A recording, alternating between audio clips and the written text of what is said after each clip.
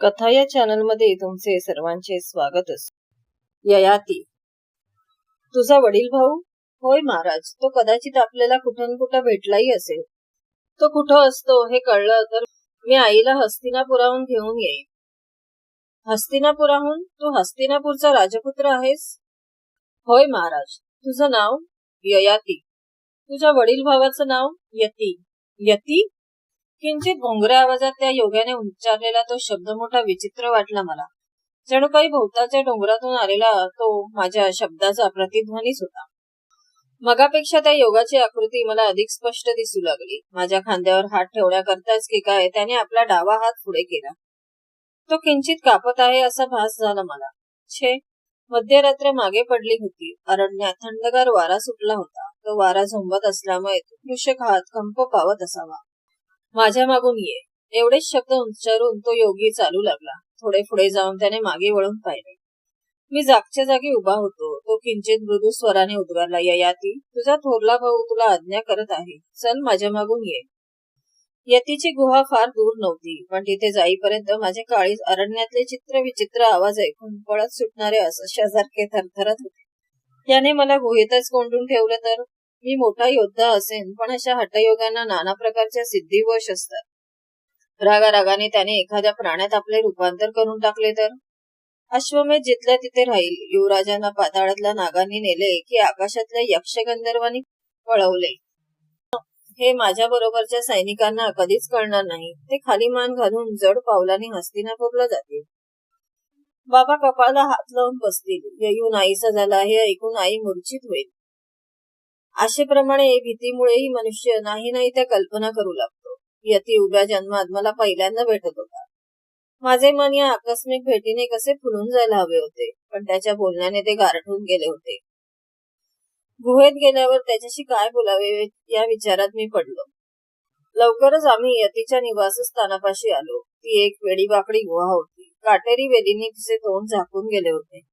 यतीने एका हाताने काही वेली दूर केल्या, तेव्हा कुठे तिथे गुहा आहे माझ्या लक्षात आले। त्याच्या मागोमाग अंग चोरून मी आत गेलो, तरी गुहेच्या धोंडावरच्या वेलींच्या चार पाच काट्यांचे ओरखडे मला मिळालेच। त्या काटेरी दारातून मी आत जातो न जातो तोच वाघाचे गुरगुरणे ऐकू आले। माझा हात धनुष्य बाणाकडे गेला। यती मागे वळून हसून म्हणाला, इथे त्याचं काम नाही। तुझा वास घेऊन तो गुरगुरला, एरवी एखाद्या सशासारखा इथे पडून असतो। मी जिथे जातो तिथे हिंस्त्र पशु माझे मित्र होतात। माणसापेक्षा तेच अधिक पवित्र असतात।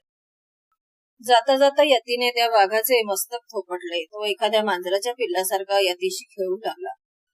आता गुहेच्या अगदी आतल्या भागात मी आलो।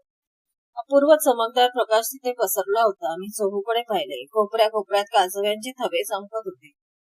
प्रत्येक कोपऱ्यात एक एक नाग वेटोळे घालून स्वस्त बसला होता। प्रत्येकाच्या मस्तकावरला मणी चमचमत होता। उजवीकडे बोट दाखवून यती म्हणाला, ही माझी शय्या। मी वाकून पाहिले। एका लहान खडकाची उशी केली होती यतीने। गुहेच्या तोंडावर पसरलेल्या काटेरी वेलींचे अंथरूण त्या उशीच्या खाली पसरले होते।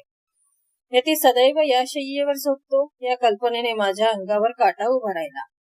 तो माझा थोरला भाऊ होता। आज तो हस्तिनापुरात असता तर सारे राजविलास त्याच्यापुढे हात जोडून उभे राहिले असते। ते सोडून त्याने हा जीवनक्रम का स्वीकारला? त्यात कोणते सुख आहे? यती अंती काय मिळवणार आहे? तो कशाचा शोध करत आहे?